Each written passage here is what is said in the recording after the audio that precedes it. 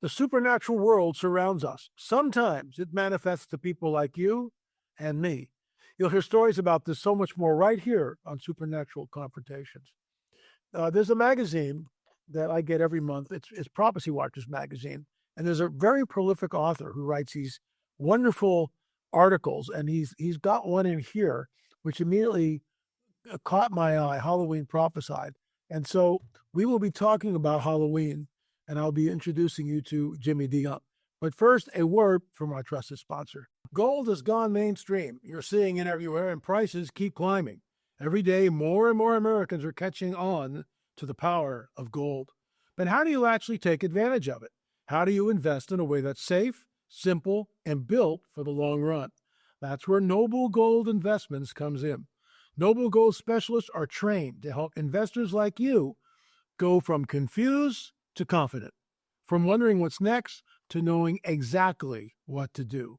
Whether you're looking to roll over an old 401k into a gold IRA, or you want physical coins and bars delivered right to your home, Noble Gold makes the process simple, safe, and stress-free. You'll get step-by-step guidance, transparent pricing, and U.S.-based service from a team that's handled over $2.5 billion in precious metal transactions. With Noble Gold Investments, protecting and growing your wealth isn't just their job, it's their commitment. Visit noblegoldinvestments.com today to claim your free wealth protection kit. That's noblegoldinvestments.com. Noble Gold, helping you build a stronger future. Folks, Peggy and I invested in it several years ago. It has gone through the roof, and I don't think it's going to stop yet. Remember, folks, there's always a risk with any type of financial investment. Take a look at what Noble Gold has to offer. Peggy and I did it several years ago. I'm really glad we did. It's hovering right around 4,000. Who knows where this thing is going to go? So, noblegoldinvestments.com, noblegoldinvestments.com. James Dion, also known as Jimmy, thanks so much for joining us today. Really appreciate it. Well, thank you, L.A. It's a wonderful opportunity to meet you, I believe, for the first time. Yeah, I can't recall us meeting or crossing paths. So this is, but I read your articles, in the Property Watchers magazine, and I'm always, eager to see what you're putting pen to paper to and your thoughts. You're really, you piqued my interest. This is an author, researcher, and what we're going to be talking about is Halloween. And was it prophesied? Was it not? Do you know? Can you tell us the origins of this day? Well, yes, and I covered that in the article. I had to do some research myself on that, but this goes back into the early stages of the church, and October the 31st is what we call Halloween, and it's originally All Hallowed Evening, as it were, and that became to be called Halloween. And it is the precursor to the next day, November the 1st, which is All Saints' Day. Right. And on that day, originally, the church celebrated all those who were martyred for Christ. And then it was enlarged to cover all the saints who died before. And then the next day, November the 2nd, came to be, and that was All Souls' Day. Souls' Day, right. And that was inaugurated in order to pray for the people who were in purgatory so that they might be purged of their sins and go to heaven.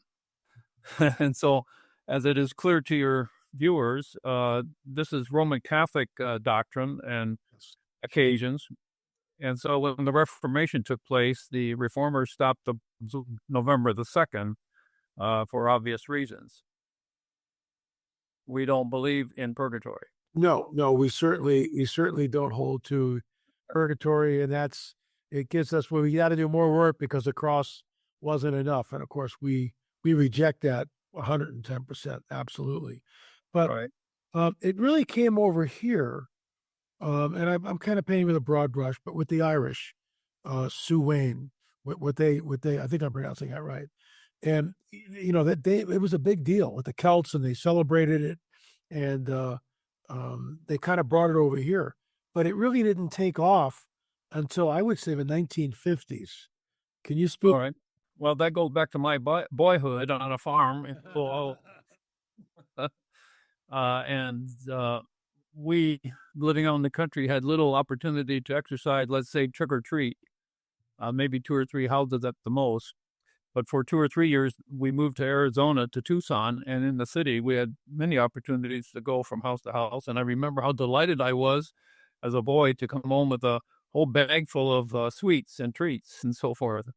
And I guess that was the time in which it was really expanding in this country. There's I'll just tell you a quick little story here. There's both of these people passed away during COVID. Russ Dizdar and his wife Shelley Dizdar, and they were seated in a church. And Russ was a battle buddy. We were at like 90 conferences together, and Shelley was she took no wooden nickels. Real strong Christian woman. Both of them in deliverance, love the Lord, laid down their lives for the Lord. So there's a pastor who's talking the week before, Sunday before Halloween. And he's saying this, that, as Christians, we should have the best costumes and the best candy and the best lights and the best trick or treat. And Shelley stands up just stands up at that point and goes, excuse me. And Russ is like, kind of cracking up because he knows exactly what's about to happen. And she basically reads him the riot act and says, you have no idea what you're promulgating here. This is the devil's day. And I want to get your thoughts on this. Home Depot has gone off the rails. Yes. When you walk in there, it's like, am I attending an occult ceremony? And it's a little woo-woo. A couple of years ago, I was walking in the Home Depot, and all of a sudden I got hit. I'm kind of going like, okay, what's going on? And I look up, and there's this whole array of demons and Dracula and Wolfman and all this nonsense. And I just immediately went into spiritual warfare and started rebuking it in the name of Jesus.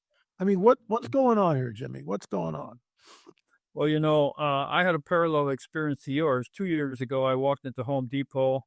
Same And thing. I deliberately and I walked over to the left, and there was a display of all kinds of Halloween stuff.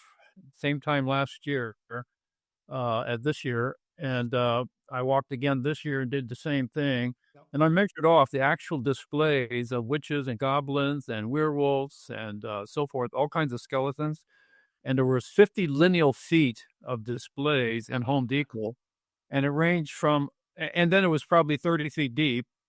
And this year I counted the number of skeletons. There were 72 of them of various forms in one place, and on it goes like that. And I thought to myself, this is horrible. This is terrible. And you could actually push on buttons with your feet Yep. to make the things come alive and so forth. There was one display, and I had a special name to it, and I can't even recall what it was, but it was 15 feet tall. Yeah. I've never seen anything like that before. So yes, America is indulging in the celebration of the occult, and especially all those things displayed on Halloween. So why should a Christian avoid this? I mean, and this is what's so important about the interview that we're doing here, because there's a lot of good Christian people. Oh, you're just getting too legalistic here, LA and Jimmy. You guys need to, just calm down and take a chill pill. It's a fun day. And so we're dressing up, and, we dress up as the apostles or whatever. What would you say to them? Well, as I say in my article, what Halloween really is, it becomes the celebration of evil. And all the various forms that we were just talking about represent the world of the occult or the world of the dead, of other realms of reality, evil realms of reality, and therefore Christians should do nothing in regards to that, in my view. And let me say, L.A., that because of an acquaintance I've made over the last 4 or 5 years of a gal who was formerly involved in the occult and then came to a wonderful conversion experience, she said to me a couple of years ago and reiterated it recently that when Halloween comes around, it reminds her of all the great darkness that she was in before. And so I point out in my article that there are people who have been delivered from this kind of involvement, from deep darkness, and every year around Halloween time, their sensibilities are so made acutely aware of the darkness again that we do them a great disservice as well. Why should the church celebrate evil when it brings this greater time of distress and concern for those who've been delivered from it. Amen. And well said. But let me just weigh in here, folks. I don't pastor a church. I don't want to pastor a church, okay, unless the Lord calls me to do that, and He's not calling me to do that, as far as I know. But things can change. But if I were a pastor, I would call the church together on that day, and I would pray and fast and pray for our city, and to break the bondages, because you talk about this friend of yours who came out of the occult. I came out of the occult, and it's all too real. There was a woman we actually talked about Reiki and gurus and meditation. I did a show on this week, and I'm going to have a gentleman. This woman just passed away fairly recently, and she was heavily involved in Kundalini yoga, and he manifested in front of my friend. I mean, fully manifested. The eyes shape shifted. The voice went down 2 octaves. This growl, this deep voice came out. I mean, she was possessed, and she was a Kundalini adept. I mean, she'd been doing it for years. And this is what people don't get. You invite these things in. Let me just get into this real quick. We went over a friend's house, Dale and Carol Kornreich, and we've known them for years, and they live in Agora. And so we were over there last night. It was Dale's birthday, and we're driving up the street, and I know this one house is this guy's spending like some serious money here. This is not just it's not just a pumpkin with a little jack-o'-lantern goofy face. He's got the werewolf out there. He's got a 12-foot giant out there. He's got ghosts flying around. Man, this is like big bucks. And the moment we get near it, I start rebuking it in Jesus' name. I mean, I want none of this. Speak to that. Well, it's dangerous. Well, we may live in the same neighborhood. I know we don't. But within a mile of my house, there's a similar residence, and the whole front yard is filled with all the things that are associated with Halloween, some of them very dark things. There must be over 100 different things. And I commented to my wife that this fellow really goes far out, or whoever the owner is, goes far out to celebrate Halloween. And the other thing that is wrong with this is that it does a disservice to the original meaning of All Saints' Day. And there have been wonderful martyrs of the church. And instead, we pay little attention to them anymore, and instead give all the attention to darkness instead of light. This is really problematic. I mean, let's pretend we have a time capsule, a time machine, and so you and I go back to the church fathers, and we pick a few of them up, and we bring them up into the modern era. What do you think they would say? What would be their reaction? Oh, I think it'd be a reaction of horror that we have gone this far into the darkness. Here we are in the most liberated country on earth, the country that celebrates and has the reality of the greatest freedoms of any other country in the world, and we have a wonderful heritage. And now this is another sign of our departure from godliness and goodness. So it's a very serious matter, and I think that again, those who have gone through the darkness have come out of the occult. We're doing a severe disservice to them. It's just amazes me how, to your point, just how far we've come, and we celebrate this thing. And now we've already talked about Home Depot. We don't need to go back and reiterate there, but I mean, it's almost as big as Christmas. It really is. It's almost. Speak to that, please. Yeah, and here's another thing that has happened in the evangelical church. So instead of celebrating Halloween as it is in our culture and all the evil associated with it, we replace that with, let's say, a fall festival. And that's what our church has done here. So instead of celebrating the traditional identification of things with Halloween, we put on a fall festival, so we don't use the word Halloween. And instead, we invite the community to come, play games of various kinds, especially oriented for the children, and then give gifts or money, not money, food and candy and all the rest as a substitute for Halloween.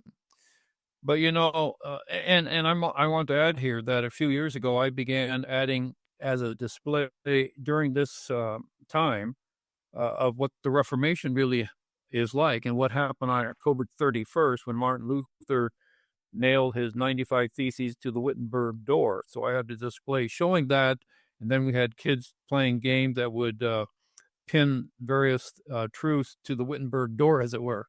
So that was a positive, better display of what we ought to do on Halloween evening on October the 31st.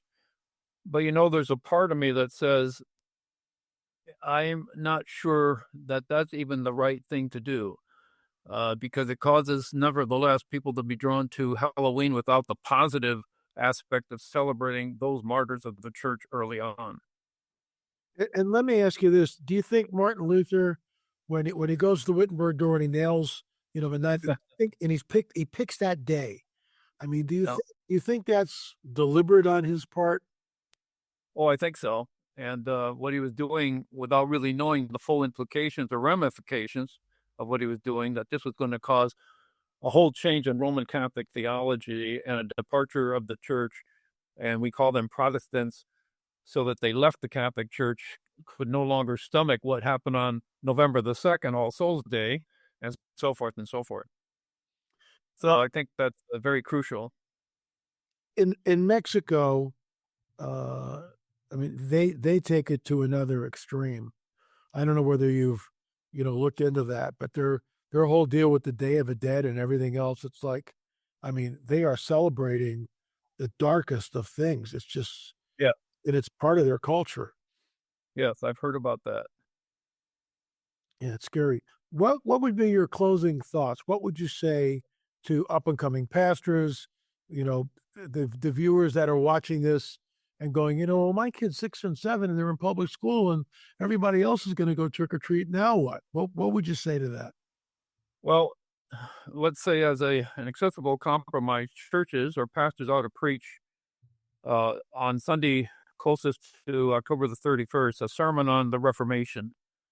Sunday school teachers and Sunday school material ought to be oriented toward that and make the explanation of Halloween or All Saints Day especially clear in our church history.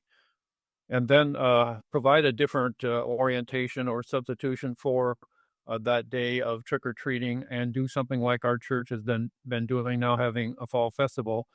Because it seemed like if that doesn't take place, then Christian parents are left to let their children go out into the neighborhood and so forth. So I guess it's an adequate substitution. But boy, pastors and Sunday school teachers ought to take the leadership in making clear what this day is really all about. Well said. Before I let you go, you mentioned something in the article, Mischief Night. And Yes. And I remember Mischief Night. I mean, I think we're close to the same age. And, the whole thing with the rotten eggs and soap and toilet paper and the whole deal. And I mean, I remember, I'm not going to get into, blowing up mailboxes with M80s and firecrackers. I was not the, we'll just leave it at that. But speak to Mischief Night because that's unbelievable. Yes. Well, I was born during an era in which, parallel to you, we experienced that out in the rural areas of Illinois. But as I said, being in a rural setting, we didn't have much opportunity to exercise using soap on windows and other mischievous things. So, part and parcel with Halloween and All Saints Day came this celebration and doing of mischief. And that's an unfortunate thing as well. And again, it only further distorts what the real celebration ought to be, and that is celebrating those who've been martyred for the church. Another parallel thing to all of this is how the movie theaters right now, as I'm watching TV and so forth, putting on all these ads of movies that they're going to run prior to Halloween and right after it, celebrating the darkness, ghosts, paranormal things, and so forth. And I have a vision for some movie studio doing an entire film on those or a particular person being caught up in the occult and displaying this instead and putting this out and being it and hopefully it be produced prior to Halloween sometime in the future and show just the opposite about how a person involved in the kinds of things that the society celebrates on Halloween evening, all the darkness, the demons and the devil and all of that, and instead show how a person being in that finds deliverance in Jesus Christ and calls out to him for salvation. Amen. And I think you're going to somebody like that. We got to that experience. And that's what we need. I mean, the entire culture celebrates this. It's like the Super Bowl, with all due respect to Bad Bunny, whoever he is, but I mean, they're holding this guy up as a halftime entertainment. I mean, seriously, it's like smacking everybody in the face. I'm not going to watch. Can I say also that about my book, Supernatural Encounters? At the very end of the book, I have a third part, and it is the personal story of Tracy Pullen, who got deeply into the occult, and then how she was delivered from witchcraft and bondage and all of that. It's a powerful story. And we're going to be getting Tracy on. Well, we're out for the next couple of weeks, but when we come back, we're going to have Tracy on and get her. Yeah, really looking forward to it. Jimmy DeYoung, how do people get a hold of you, get your book, books, and Right. just what's your contact info on that? Well, as far as the article goes, Halloween Prophesied, that's in the Prophecy Watcher magazine. Oh, right there. And this is a takeoff, you might say, from the book Supernatural Encounters, Divine and Demonic. And that book is available through Prophecy Watchers or on Amazon and so forth. The first part is a fiction written by my son dealing with what happened on October the 7th, 2 years ago in the next couple of days. How Hamas attacked Israel, killed the parents of 2 children, and then how God intervened to save those children by supernatural means, his secret agents, namely angels. So my son writes that part of the book. I do the bulk of the book dealing with all the supernatural encounters from Genesis to Revelation. Wow. And then Tracy writes the last 40 or 50 pages dealing with the occult. And she, as one special feature, evaluates the music of the famous singer right now. What's her name? Taylor Swift. And she's in the news right now. Well, Tracy used to adore her music and then realize how dark it is after she becomes a believer. Nope. And so she evaluates that music and shows that music has a tendency toward more and more darkness and exalting witchcraft and so forth. That was all new, but very important. And that's, look, we're not trying to disparage Taylor Swift here. Gazillion, Swifties out there. But I will say this, and I did a report on this. Why is it that it appears like they're doing some sort of an occult ritual on stage? They're all dressed in black. They're doing I mean, this is entertainment or something else, And the problem is you get 14-year-old girls or 16-year-old girls that just want to have a good time. And I totally get that. And the music draws you in and the lights and the whole deal. I mean, she puts on a great performance, but what is she promulgating? And that's, what's the underlying, paradigm here that's creeping out, as it were? Well, I think that we could say on the one hand, she's reacting and responding to the lure of the occult, not only on Halloween, but across our culture. It becomes more and more acceptable. And so she's responding to that. But on the other hand, she's promoting it as well then, and she pushes it further along. And that's what's unfortunate. James DeYoung, thanks so much for coming on the record. And we're going to have you back just to get your wisdom, to get your insight, to get your thoughts on things which are happening, because, we're in it up to our eyeballs, as it were. And things are heating up in ways that I've never seen. So thanks for coming on the record. Let's stay in touch. God bless you, sir. Really appreciate you coming on. Thank you. I appreciate your inviting me. Thank you very much. All right, folks, that's it for today. Remember, the supernatural world is real, and sometimes it's manifesting. Just go to your local Home Depot and walk in. But get praying before you do. Thanks for watching. Remember, we've got all sorts of videos, DVDs, lots of sales. Don't forget our Nephilim Mounds conference. That's available now. LAMarzulli.com. Check out James DeYoung's site. You can get his book at Prophecy Watchers or also Amazon. Thanks for watching. Thanks for becoming a member. Really appreciate it. God bless you and stay safe. And don't go out trick-or-treating.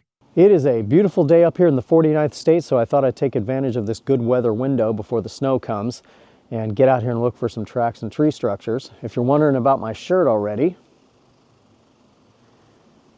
yep, I'm an L.A. Marzulli guy. So L.A. Marzulli, in case you don't know who he is an established author, commentator, and filmmaker. And we had him on the show about a year ago, and we got a lot of heat for that show. And the reason we got heat is because there's a lot of people in the Bigfoot research community that absolutely come unglued if you come from a biblical perspective, namely the Nephilim connection theory where it relates to Sasquatch. And they just come unglued about that. And we got heat. But they were really saying more about themselves than they were about us. So we appreciated that L.A. Marzulli took the time to come to our small podcast and talk to us about the alien phenomenon, as well as the Nephilim connection theory where it relates to Sasquatch. So we encourage you to go check out his website at lamarzulli.net. He's got a lot of great stuff over there. And yeah, in case you're not familiar with the Nephilim connection theory, look into it. The late Russ Dizdar and I created the Nephilim Mounds conferences, and we had people like Gary Stearman there, Chief Joseph Rivel, and of course, you know, Fritz Zimmerman. I mean, he's the guy that got me on the trail of a Nephilim, which resulted in 8 films, and number 9 is coming out soon. But guess what? Here's the Nephilim Mounds collection. There are hours and hours of presentations. Gary Stearman, Fritz Zimmerman, Chief Joseph Rivel, and yours truly, and others weigh in on the Nephilim. And you know what, folks? You can see right here of a great serpent now. Yeah, we believe that's Nephilim architecture, fallen angel technology. So for $60, you get all these DVDs here. It's absolutely incredible. There are 11 discs in this set, plus a bonus DVD, Watcher 6, The Secret Cosmic War. This is when we went to Peru. And with our guide, Brian Forrester, we learned and ventured to what we believe is fallen angel technology, Nephilim architecture, and it's pre-flood.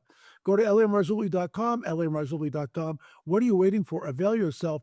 There's so much teaching, so much good stuff in this 11-disc set. Plus, you get the bonus DVD. Thanks so much. We'll see you soon.